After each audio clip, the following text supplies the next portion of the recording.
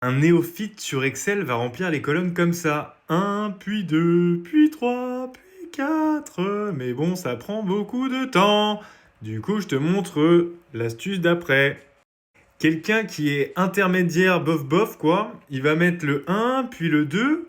Donc c'est plutôt astucieux. Puis ensuite, il sélectionne les deux.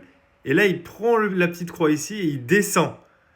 Et voilà, c'est quand même pas mal, hein. Et lui, il utilise depuis, on va dire, 3 4 mois. Mais il y a mieux que ça, regarde, je vais te montrer ça tout de suite.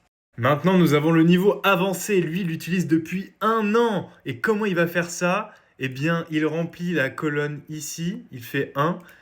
Puis, il vient sélectionner la petite croix avec un clic droit, il descend. Hop, hop, hop, hop. Et là, il met incrémenter une série. Et voilà. Ah, c'est plutôt pas mal quand même, hein. C'est astucieux en tout cas.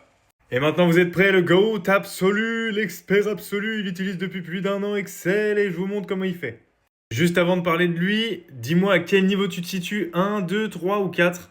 Alors lui il va taper 1, entrée, puis dans accueil là-haut, il va aller sur le petit onglet ici, série, puis la colonne, et là il remplit la dernière valeur qu'il veut, par exemple 10, ok. Et voilà, regarde.